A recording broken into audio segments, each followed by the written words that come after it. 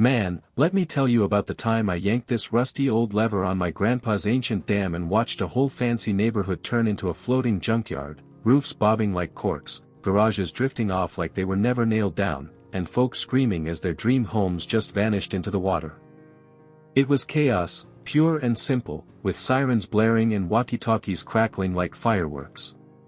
But I just stood there on that slick concrete, feet planted firm, feeling this weird mix of triumph and heartache because, hell, those houses had popped up on land that was mine. Always had been, and now they were gone like a bad dream. And the big question hanging in the air, who ends up in court for all this mess, mate? Me, or the sharks who tried to steal everything my family built? See, it all started a few months back when I, Jack Heron, dragged my sorry self back to this 20-acre riverside spot in Willow Creek, Virginia, that Grandpa left me after he passed.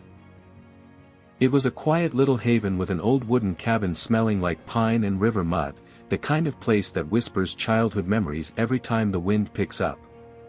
I'd just gone through a nasty divorce, you know, the type where my ex kept yelling about how I never fought hard enough for what mattered, like that bogus land deal we lost years ago that cost us our old place.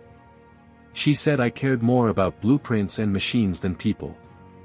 And damn if she wasn't half right back then. But after 25 years grinding in corporate engineering hell, designing water systems for the state, I was done with the backstabbing and the suits. I figured this property, with its sturdy stone dam Grandpa engineered back in '54, would be my fresh start, a shield against the world, like he always said, Jack, this dam's our family's backbone. Someday you'll see. I hadn't even unpacked properly, maybe 3 days in, wiping dust off the windows and firing up the generator.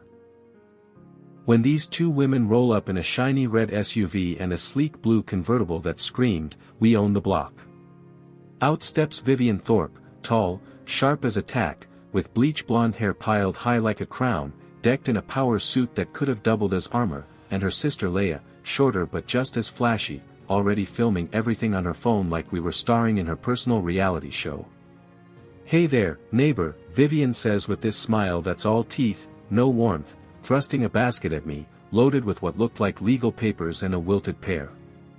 "I'm Vivian, head of the Riverside Meadows HOA, and this is Leia. Thrilled to welcome you to the community, but we've got some standards to discuss." Leia's chattering away to her camera, "Guys, check out this rustic gem, total fixer-upper vibes, right? Hit that like button, cause we're about to level up this eyesore." I flipped through their stack, a thick manual on everything from fence colors to how short your lawn's got to be, a $6,000 yearly fee to join their club, and, get this, a demand to tear down Grandpa's cabin within months and rebuild something modern to fit their vibe. "Whoa, ladies," I say, handing it back. "This land's been Harlan family since the '50s. No HOA's ever touched it, and I'm not starting now." Vivian's eyes narrow, that smile turning icy. "Oh, honey, the county handed us control of this whole stretch, your little shack's dragging down values for everyone. We're building something real here, 50 premium homes that'll make this riverfront shine." And Leia, bless her clueless heart, mutters under her breath, but loud enough, "Yeah, once we snag his acres, the profits are sky high," before Vivian shoots her a death glare and Leia trips over her heels, splashing her phone into the shallows. Hilarious, really, her wailing about lost followers while fishing it out in designer boots. They peel out, but not before Vivian warns, "Cooperate, Jack, or we'll make this ugly." The county's already on board. Sure enough, that afternoon, workers slap up a "development zone" sign on my edge like they owned it. It hit me then, this wasn't just pushy neighbors, it was a land grab rooted in greed. Vivian probably saw my spot as the missing piece for her empire, maybe fueled by her own old grudges against folks who held on to what was theirs. Grandpa's words echoed, "That dam is our shield," and I dove into his basement blueprints, sensing they held the key while my gut twisted with that old regret from the divorce. Time to fight for real. Things escalated quick. Violation slips shoved under my door for my grass being a quarter-inch too wild, my rusty '98 Chevy ruining the aesthetic, even my mailbox not being earth tone approved. Fines stacking up like they were printing money. I stormed down to the county office, heart pounding, and the clerk, this weary lady named Ellen, pulls up records. No HOA registered here, every inch of my land clean, private since '54. Boom. Vivian's bluffing, but why? My phone buzzes with a cryptic text, meet at Riley's Diner, back booth, got dirt you need. I go, nerves jangling, and there's Ethan Blackwell, rumpled lawyer type, sliding me a USB. Vivian's bribing Commissioner Hale with 60 grand yearly through phony deals to fake approvals. Another drive shows EPA payoffs for bogus wetland permits. She's built on protected land in 4 counties, backed by sterling properties pumping in millions. It all clicked. Vivian's not some HOA busybody, she's running a racket targeting loners like me, maybe driven by her childhood scars from losing her family's farm to developers, twisting that pain into control freakery. Leia's latest Insta video goes viral, accidentally catching Vivian ranting about speeding up the build before that stubborn fool stops us, comments exploding with, call the feds. Then dawn hits with bulldozers roaring onto my land.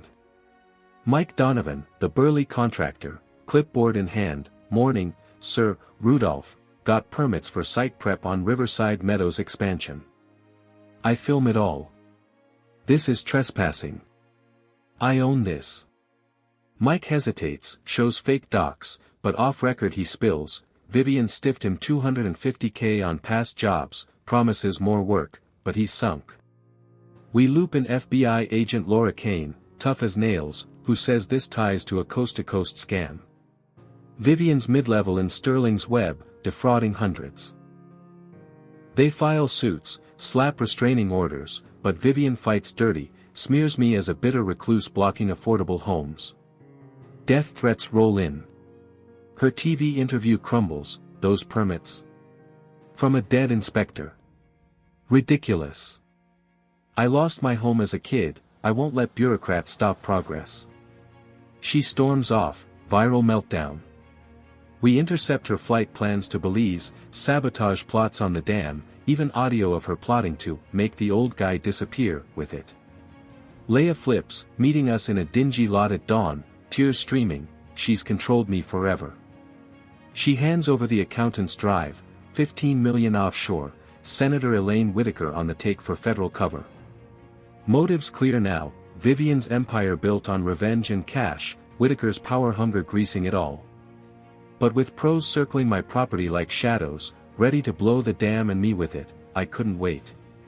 Grandpa's blueprints showed the override, his note, lives first, always. At their glitzy launch party. Vivian in a sparkling gown, Whitaker toasting, community progress, Leia streaming the glamour, I spot the saboteurs creeping in. I tip the news crew, sneak to the controls under moonlight. Keys turn with a grind that felt like fate.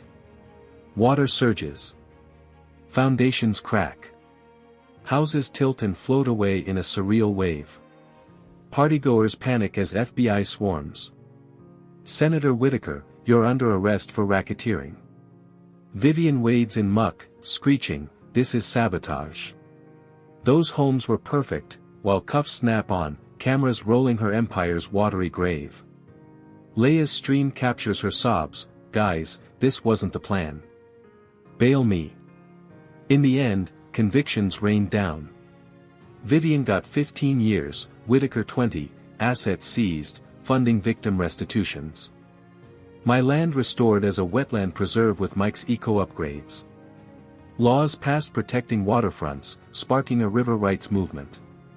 I testified, feeling Grandpa's pride. But last week, a letter from overseas. Sterling's parent corp blames me for their losses, hinting at payback with global muscle.